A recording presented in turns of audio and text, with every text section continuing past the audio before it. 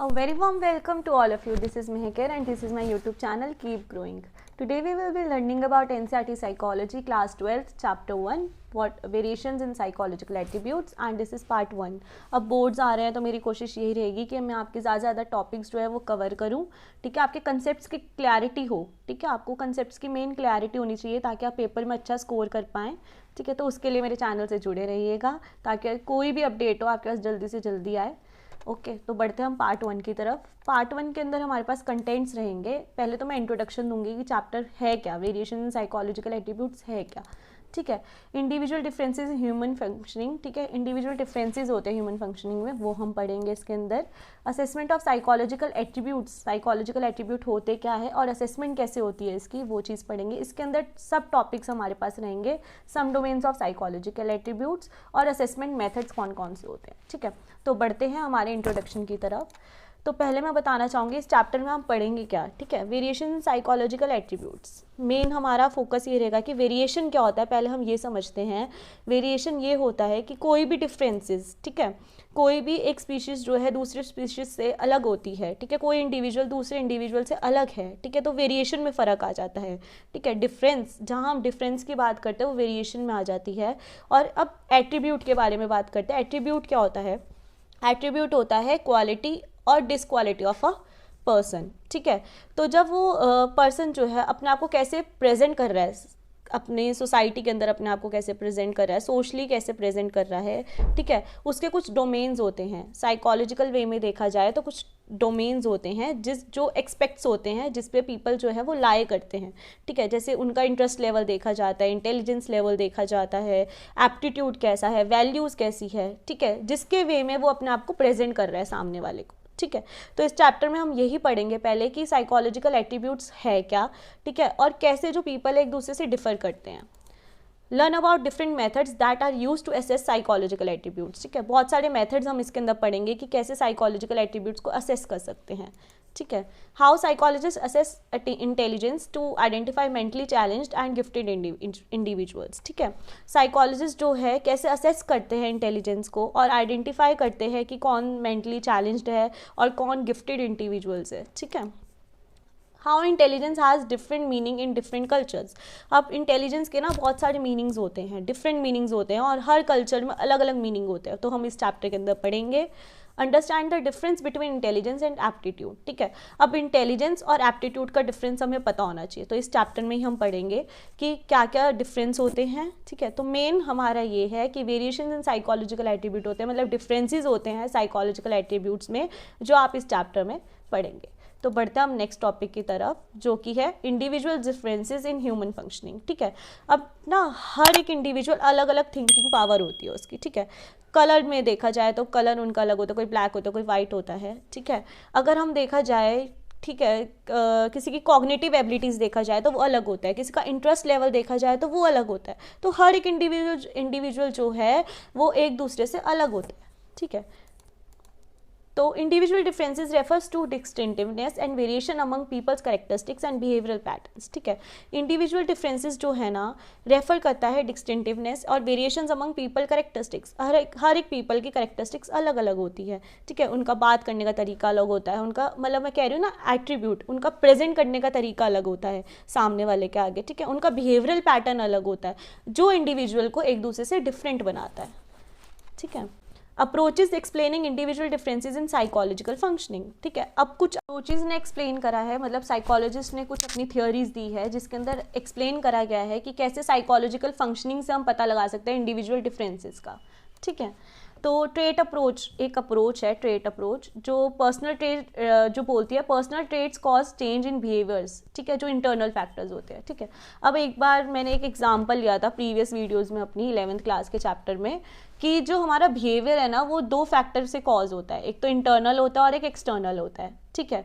तो personal traits क्या कहते हैं ट्रेट अप्रोच में कि जो बिहेवियर है ना वो कॉज हो सकता है इंटरनल फैक्टर से, ठीक है, क्योंकि वो पर्सनल हो गया। इससे आप ऐसे समझ सकते हैं कि वो पर्सनल हो गया, पर्सनल मतलब इंटरनल।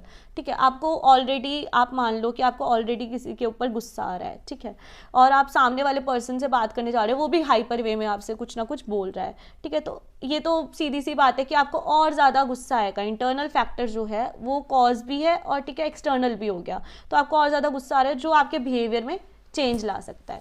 ठीक है, तो एक सिचुएशनिज्म बना, साइकोलॉजिस्ट ने एक सिचुएशनिज्म बनाया जो बोलता है is a view which states that situations and circumstances in which one is place to influence one's behaviour external factors. ठीक है, उन्होंने क्या बात करी कि सिचुएशनिज्म, ठीक है, अब वो सिचुएशन पे जोड़ दिया। कोई भी बिहेवियर अकर होता है उसके पीछे कोई ना कोई सिचुएशन होती है। ठीक है, तो सिचुएशनिज्म बोलता है is a view which states that, एक व्यू है जो स्टेट करता है दैट सिचुएशंस और कुछ सर्कमस्टेंसेज ऐसी होती है जो इन्फ्लुएंस करती है हर किसी का बिहेवियर। ठीक है, तो सिचुएशन भी जो है बहुत बड़ा रोल अपना निभाती है बिहेवियर में।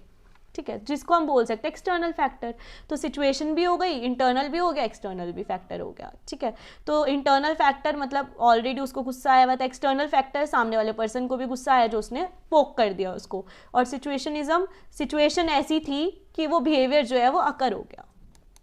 ठीक है, the situationist perspective view human behaviour relatively more as a result of influence of external factors than personality traits. ठीक है, तो उन्होंने क्या बोला कि सिचुएशनिस्ट पर्सपेक्टिव के व्यू से अगर देखा जाए कि ह्यूमन बिहेवियर जो है ना वो ज़्यादा रिजल्ट किसके रिजल्ट से इन्फ्लुएंस होता है, एक्सटर्नल फैक्टर। मतलब जितना इंटरनल फैक्टर इन्फ्लुएंस नहीं करते उतना उससे ज़्यादा एक्सटर्नल फैक्टर इन्फ्लुएंस करते हैं, और वही उसके पर्सनालिटी ट्रेट्स को भी एक्सप्लेन करते हैं।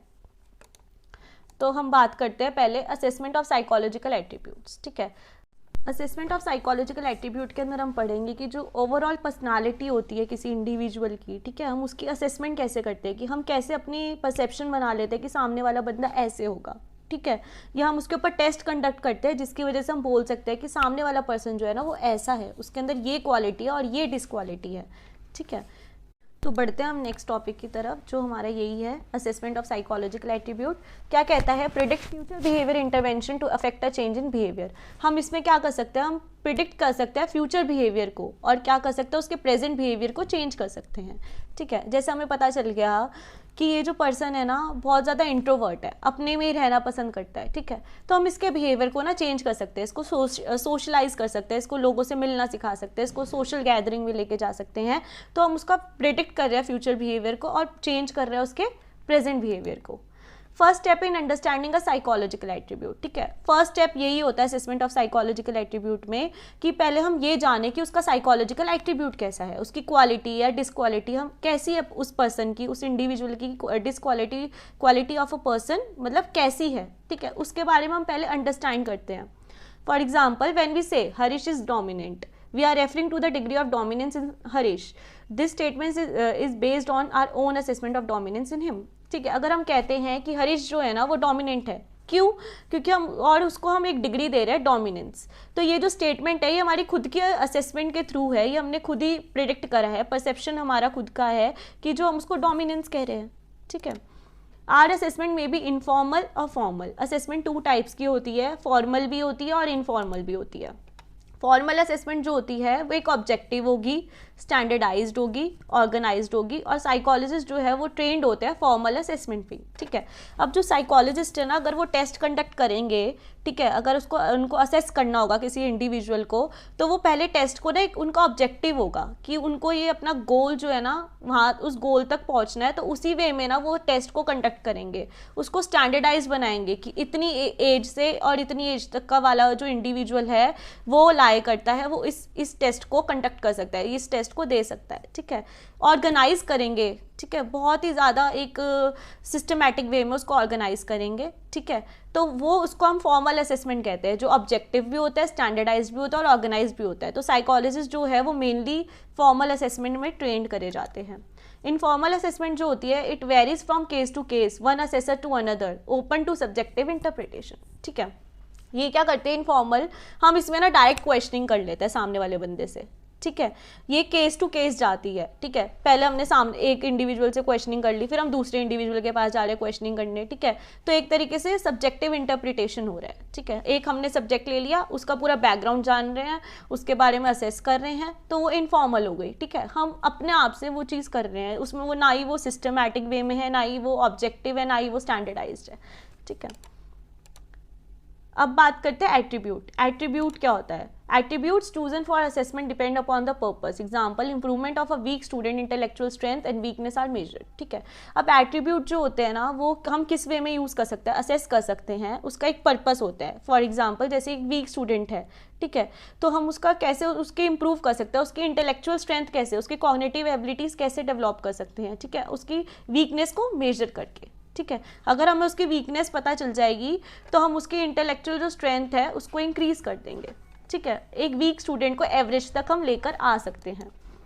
N attribute will be said to exist in a person only if it can be measured by using scientific procedures। अब एट्रीब्यूट जो है ना, वो कहा जाता है कि एक पर्सन की हम तभी मेजर कर सकते हैं जब उसका एक साइंटिफिक प्रोसीजर हो, ठीक है।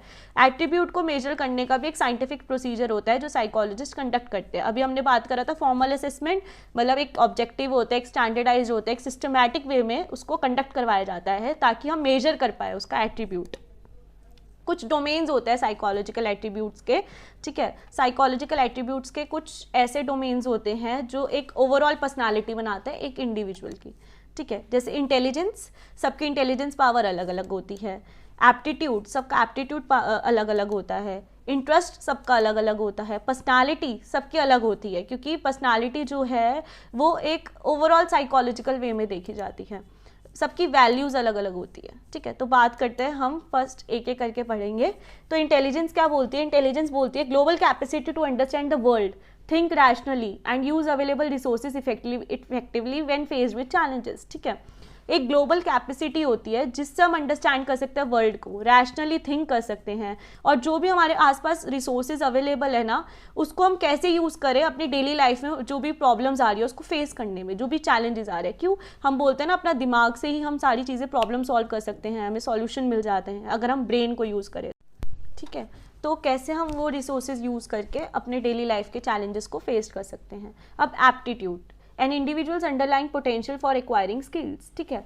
अब सामने वाले इंडिविजुअल के पास ना ऐसा क्या पोटेंशियल है कि वो एक्वायर कर सकता है ये स्किल्स। अब जैसे हम बोलते हैं कि जब बॉर्न होता है, ठीक है, हम उसके ना स्किल को जज करने लग जाते हैं, अरे ये तो इसकी ना बॉडी बहुत अच्छा मूव करती है, तो डांसिंग में आगे जा सकता है, ठीक है, ठीक है। तो हम अपने आप से ना उसका प्रिडिक्ट करते हैं, असेस करने लग जाते हैं, ठीक है। तो हम उसको बोलते हैं कि भाई इसकी ना ये स्किल है ना, अगर मैं इसको अभी से ही डांसिंग में डाल दूंगी ना, तो ये ना इसकी बॉडी जो है और भी ज़्यादा फ्लेक्सिबल हो जाएगी और ये और अच्छा ग्रैस्प कर पाएगा, ठीक है, डांसिंग और ज़्यादा अच्छा कर पाएगा। तो हम क्या करते हैं, एक इंडिविजुअल का ना एक पोटेंशियल होता है, ठीक है, उसको एक्वायर करवा देते हैं फिर स्किल। और एक तो कुछ तो बाय बर्थ ही होता है, बच्चे के अंदर स्किल्स जो होती है वो बाय बर्थ ही डेवलप्ड होती है, ठीक है। तो वो जो स्किल्स है, हम एक उसको पता होता है, सामने वाले के पास ये पोटेंशियल होता है कि मैं ये एक्वायर कर सकता हूँ ये स्किल्स, या फिर मेरे पास सिर्फ इतनी स्किल्स है, ठीक है, इससे मैं कुछ कर सकता हूँ। Interest, an individuals preference for engaging in one और more specific activities related to others, ठीक है। अब एक इंटरेस्ट लेवल भी होता है, जैसे हम फॉर एग्जांपल करियर जब ऑप्ट कर रहे होते हैं, हम अपना इंटरेस्ट लेवल ढूंढते हैं कि अगर मेरा इंटरेस्ट ना डॉक्टर की लाइन में तो मैं डॉक्टर बनूंगा, अगर मेरा इंटरेस्ट इंजीनियरिंग की लाइन में तो मैं इंजीनियरिंग की लाइन में जाऊँगा, ठीक है। तो हर एक इंडिविजुअल को पता होता है कि उसका इंटरेस्ट लेवल कौन सा है, ठीक है, ताकि मैं अब कोई बंदा जो होता है, कोई इंडिविजुअल जो होता है ना, वो क्या करता है, वो स्पोर्ट्स को भी और अपनी स्टडीज़ को भी साथ लेके चलता है, क्योंकि उसका इंटरेस्ट लेवल दोनों में होता है, ठीक है। तो एक इंटरेस्ट एक ऐसा होता है जो एंगेज करता है वन और मोर स्पेसिफिक एक्टिविटीज में रिलेटिव टू अदर्स। एक personality, relatively enduring characteristic of a person that make her और हिम डिस्टिंक्ट फ्रॉम अदर्स। एक अपने में ही ना एंड्योरिंग कैरेक्टरिस्टिक है एक पर्सन की, जो हर एक दूसरे को अलग बनाती है। अब सबकी पर्सनालिटी अलग अलग ही होती है, किसी की एक जैसी पर्सनालिटी नहीं होती। अब हम बात करते हैं वैल्यूज़ की। Enduring beliefs about an ideal of mode of behaviour, सबके वैल्यूज़ अलग अलग होते हैं, ठीक है। किसी का वे ऑफ बिहेविंग ना, सबका वे ऑफ बिहेविंग जो होता है वो अलग होता है सामने वाले के सामने। जैसे कि हम बोल रहे हैं कुछ पर्सन इंट्रोवर्ट होते हैं, कुछ एक्सट्रोवर्ट होते हैं, ठीक है। अब इंट्रोवर्ट वाला पर्सन जो है वो सोशली में भी अपने वैल्यूज़ इतने अच्छे ना दिखा पाए, ठीक है। और जो एक्सट्रोवर्ट होता है वो उतना अच्छा अपने वैल्यूज़ को प्रेजेंट करता है सामने वाले के सामने, ठीक है। तो उसको मतलब उसके बिलीव्स और आइडल जो होते हैं, जैसे एल्डर्स की रिस्पेक्ट करना, ठीक है, मतलब सोशलाइज कल्चरली उसको अपने कल्चर को कितना अच्छा एक्सेप्ट कर रहा है वो, ठीक है। तो ये सारी चीज़ें वैल्यूज़ में ही आ जाती है। अब हम बात करते हैं असेसमेंट मेथड्स। असेसमेंट मेथड्स होते हैं कि हम कैसे असेस कर सकते हैं ये सारी चीज़ों को, जो डोमेन्स है साइकोलॉजिकल एट्रीब्यूट्स को, उसको कैसे असेस कर सकते हैं, ठीक है। तो साइकोलॉजिकल टेस्ट होते हैं जो ऑब्जेक्टिव होते हैं, स्टैंडर्डाइज्ड होते हैं, मेजर ऑफ इंडिविजुअल मेंटल और बिहेवियरल कैरेक्टरिस्टिक्स, ठीक है। तो हम साइकोलॉजिकल टेस्ट कंडक्ट करवा सकते हैं, ठीक है, जिससे क्या एक ऑब्जेक्टिव होगा, उसका एक गोल होगा। जैसे मैं मान लो इंटरेस्ट लेवल के ऊपर टेस्ट करवा रहे हैं, ठीक है, तो उसका एक ऑब्जेक्टिव है इंटरेस्ट लेवल को टेस्ट करना, ठीक है, स्टैंडर्डाइज्ड है, ठीक है, और मेजर कर रहा है इंडिविजुअल के इंटरेस्ट लेवल को, ठीक है। ऐसे ही मेंटल और बिहेवियरल कैरेक्टरिस्टिक्स को भी मेजर कर सकते हैं, तो वो साइकोलॉजिकल टेस्ट कंडक्ट करवा के कर सकते हैं। यूजेस ऑफ मेथड्स क्या है? Clinical diagnosis, guidance, personal selection, placement and training, ठीक है। क्लिनिकल डायग्नोस कर सकते हैं आप, क्लिनिकली भी इसको कर सकते हैं, या फिर किसी पर्सन को गाइडेंस दे के कर सकते हैं। आपने खुद ही असेस कर लिया और उसको गाइडेंस दे दी, ठीक है। फिर आता है next interview, seeking information from one person on a 1-to-1 basis, ठीक है। इंटरव्यू में क्या होगा, आपने एक इंडिविजुअल से, आप ना एक इंडिविजुअल से अकेले डील कर रहे हो, ठीक है। तो आपने एक इंडिविजुअल से सारी इन्फॉर्मेशन सीख कर ली, उसका फैमिली बैकग्राउंड, सोशल बैकग्राउंड, ये सारी चीज़ें आपने उससे सारी इन्फॉर्मेशन गैदर कर ली, ठीक है। और आप उसको इन्फॉर्मेशन मतलब आप उसको इंटरव्यू के बाद, ठीक है, आप उसको यूजेस ऑफ मेथड आप क्या यूज़ कर सकते हैं? काउंसलर क्लाइंट इंट्रैक्शन, ठीक है। अब ये किस वे में यूज़ होता है? काउंसलर जो है अपने क्लाइंट के साथ इंटरेक्शन करता है, तो वो इंटरव्यू के थ्रू ही करता है। पहले इंटरव्यू लेगा, उसके फैमिली बैकग्राउंड जानेगा, उसका सोशल बैकग्राउंड जानेगा, ठीक है, फिर ही उसको कुछ सजेस्ट करेगा। एम्प्लॉय सिलेक्शन में जाते हैं तो आप इंटरव्यू लेते हैं, जर्नलिज्म में भी इंटरव्यू होता है, ठीक है। अब बात करते हैं case study. In depth study of an individual in terms of his her psychological attribute, psychological history in the context of his psycho social and physical environment, ठीक है। अब केस स्टडी जो होती है ना, ये सबसे ज़्यादा इन डेप्थ स्टडी होती है साइकोलॉजी में, ठीक है। इसमें क्या होता है, आप साइकोलॉजिकल पहले तो आप उस पर्सन को ऑब्जर्व करते हो, ठीक है, ऑब्जर्व करते हो, फिर आप उसके अंदर उसके जो साइकोलॉजिकल एट्रीब्यूट्स है उसके ऊपर वर्क करते हो, उसकी साइकोलॉजिकल हिस्ट्री के बारे में जानते हो, उसका psycho social and physical environment कैसा है उसके बारे में जानते हो, ठीक है। तो यूजेस ऑफ मेथड क्या है? क्लिनिकल साइकोलॉजिस्ट जो है based on data generated using different methods. अब क्लिनिकल साइकोलॉजिस्ट ये केस स्टडी मेनली बनाते हैं, वो क्या करते हैं, पहले तो डेटा कलेक्ट करते हैं सामने वाले पर्सन से, ठीक है, और बहुत सारे मेथड्स यूज़ करके फिर उसको कुछ सजेस्ट करते हैं। अब बात करते हैं ऑब्जर्वेशन। ऑब्जर्वेशन के थ्रू आप असेस कर सकते हैं, employing systematic organised and objective procedures to record behavioural phenomena occurring naturally in real time. अब ऑब्जर्वेशन जो है ना, एक ऐसा प्रोसीजर है जो आप रिकॉर्ड कर सकते हैं रियल टाइम में। अब हम ऑब्जर्व कर रहे हैं तो सामने वाले पर्सन को ना उसका बिहेवियर जो है हम रियल टाइम में उसको हर एक सिचुएशन में हम उसको ऑब्जर्व कर सकते हैं, ठीक है। एक सिस्टमैटिक होता है, एक ऑर्गेनाइज्ड होता है, ठीक है, और एक उसका ऑब्जेक्टिव प्रोसीजर होता है ताकि उसके बिहेवियर को हम रिकॉर्ड कर पाए इन रियल टाइम, ठीक है। उसके डिसएडवांटेजेस क्या है यूजेस ऑफ मेथड के? Observer has little control over the situation. अब ऑब्जर्वर जो है ना उसका लिटल कंट्रोल होता है सिचुएशन के ऊपर। अब वो सिचुएशन उसको दे ही नहीं सकता, वो कंट्रोल नहीं कर सकता सिचुएशन को, वो सामने वाले बंदे का वही एग्जैक्ट बिहेवियर देखेगा जो उसका बिहेवियर अकर हो रहा है, ठीक है। रिपोर्ट्स में suffer from subjective interpretation of the observer, ठीक है। अब रिपोर्ट्स जो है ना वो सफ़र करती है, क्यों? सब्जेक्टिव इंटरप्रिटेशन तो हुआ नहीं ना ऑब्जर्वर के साथ, ठीक है। हो सकता है उसके सिचुएशनल फैक्टर्स ऐसे हो जिसकी वजह से वो बिहेवियर ऐसा कर रहा हो, अपना शो कर रहा हो, पर लेकिन उसका नेचर ऐसा ना हो, ठीक है। अब बात करते हैं सेल्फ रिपोर्ट के बारे में। Person provides factual information about himself, herself, opinions, believe. अब सेल्फ रिपोर्ट, ठीक है, हर एक पर्सन को पता होता है, सेल्फ रिपोर्ट दे रहा है कि पर्सन जो है ना अपनी इन्फॉर्मेशन खुद ही दे रहा है, ठीक है। उसको पता है वो कैसा है, उसके ओपिनियंस कैसे और बिलीव कैसा है। यूजेस ऑफ मेथड क्या है? Obtained by an interview schedule, questionnaire, psychological test, personal diary, ठीक है। क्या यूजेस ऑफ मेथड है उसके? ऑब्टेन करता है इंटरव्यू शेड्यूल के थ्रू, ठीक है, मतलब इंटरव्यू हो रहा है, ठीक है, तो अपनी इन्फॉर्मेशन वो खुद ही दे रहा है, सेल्फ रिपोर्ट दे रहा है। क्वेश्चनेयर, उसके क्वेश्चंस पुट करे गए हैं तो वो अपने क्वेश्चंस पे खुद ही टिक लगा रहा है कि मेरे को ये चीज़ आती है, ये नहीं आता, मेरा एप्टीट्यूड ये है, मेरा इंटरेस्ट ये है, ये। साइकोलॉजिकल टेस्ट होते हैं उसमें अपना बेटर कर रहा है, ठीक है। पर्सनल डायरी होती है, जैसे हम लिखते थे डायरी एंट्री वगैरह, तो वो अपने पर्सनली भी अपनी एक डायरी बनाते हैं जिसके अंदर वो अपनी सेल्फ रिपोर्ट लिखते हैं कि आज मैंने ये सब करा, ठीक है, मेरे बिलीफ ये है, मेरे ओपिनियंस ये हैं, ठीक है, तो वो उसकी खुद की पर्सनल डायरी भी होती है, ठीक है। तो बात करते हैं हम नेक्स्ट, तो हम नेक्स्ट पार्ट में इसको कवर करेंगे बाकी के टॉपिक्स को। तो you can join my Telegram channel for more updates and the PDF of the session taught. जो ये सेशन है, जो आपको सारी पीडीएफ वगैरह और कोई भी आगे की अपडेट होगी वो टेलीग्राम चैनल पे मिल जाएगी। आप मुझे मेल कर सकते हैं, कमेंट कर सकते हैं for any sort of doubts, ठीक है, और डाउट फॉर्म भी अवेलेबल है, आप वहाँ पे भी अपने क्वेश्चंस पुट कर सकते हैं। मैं कोशिश करूँगी ज़्यादा से ज़्यादा आंसर्स देने में, ठीक है। Hope you will find it productive and informative. Do like, share, comment, subscribe my channel. Keep supporting guys. Thanks a lot. Stay tuned for more updates. Thank you.